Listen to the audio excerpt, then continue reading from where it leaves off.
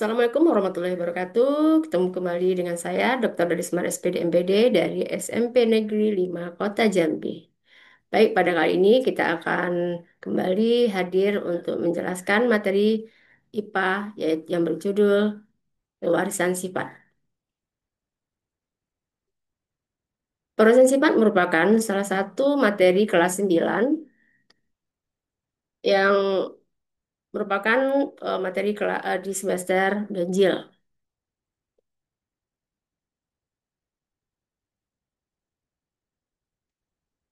Adapun indikator pada pembelajaran kali ini, yang pertama adalah mendeskripsikan materi genetik yang bertanggung jawab dalam pewarisan sifat, yaitu gen dan kromosom. Yang kedua, membedakan pengertian sifat dominan, sifat resesif, dan sifat intermediat. Tiga, hukum penurunan sifat Mendel. Adapun materi yang kita pelajari pada pewarisan sifat, yaitu sifat beda dan materi genetika atau genetis. Di mana sifat beda itu dibedakan lagi menjadi tiga, yaitu intermediate, dihibrida, dan monohibrida. Kemudian materi genetis yaitu berupa kromosom dan gen. Untuk materi kali ini kita berada pada materi genetis yaitu berupa kromosom dan gen.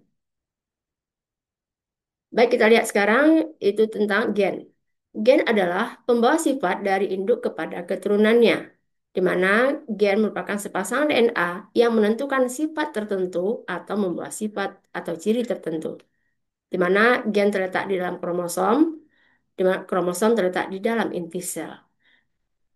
Kromosom adalah benang-benang halus yang berfungsi sebagai pembawa informasi genetis pada turunannya, di mana kromosom merupakan struktur berbentuk batang yang terdapat dalam inti sel atau organel sel tertentu yang mengandung gen, di mana kromosom memiliki bentuk dan ukuran yang sama, kita kenal dengan kromosom homolog. Adapun struktur kromosom terdiri dari dua bagian. Yang pertama, kepala, dan kedua, lengan kromosom. Kepala kromosom disebut dengan sentromer, ini bagian tengah ini yang warna hitam. Kemudian lengan kromosom atau lokus merupakan badan kromosom yang di dalamnya terdapat gen. Nah, di sini ada lengan yang pendek, ada lengan yang panjang. Nah, di mana bentuk dari kromosom itu ada empat berdasarkan panjang pendek dari lengannya. Yang pertama kita kenal dengan metasentrik, di mana metasentrik ini memiliki dua lengan yang sama panjang. Kemudian submetasentrik, salah satu lengannya, salah satu lengannya lebih panjang sedikit dari yang lainnya. Kemudian kalau akrosentrik, yaitu salah satu lengannya itu sedikit lebih panjang daripada yang lainnya. Kemudian telosentrik yaitu satu lengan, sehingga di sini ada empat bentuk kromosom. Kemudian adapun tipe kromosom yaitu di sini kita kenal dengan adanya autosom dan gonosom. Di mana kalau autosom adalah kromosom tubuh, yaitu kromosom yang menentukan ciri-ciri tubuh. Kemudian kromosom kelamin atau gonosom, yaitu kromosom yang menentukan jenis kelamin pada individu, baik jantan atau betina, ini pada hewan atau tumbuhan, atau pada manusia kita kenal dengan pria dan wanita. Misalnya pada kromosom lalat buah atau Drosophila melanogaster, di mana lalat buah memiliki 4 pasang kromosom yang terdiri dari 3 pasang autosom dan 1 pasang gonosom. Ada macam kromosom sekelamin manusia terdiri dari kita lihat yang itu kromosom akan menempati sebuah sel dan sel tersebut memiliki kromosom yang berbeda-beda, di mana dua macam kromosom yang ada dalam sel kelamin manusia yaitu kromosom X dan kromosom Y.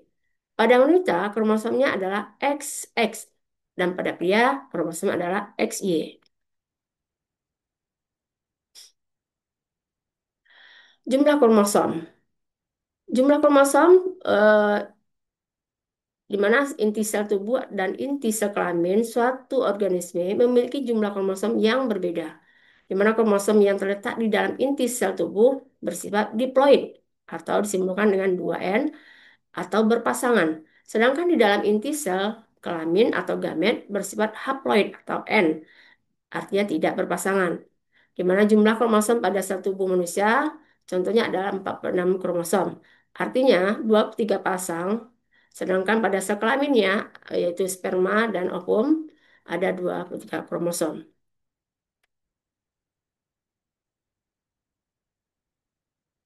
Baik, sekarang kita untuk menguji kemampuan tentang sel dan kromosom, maka kita akan melakukan quiz.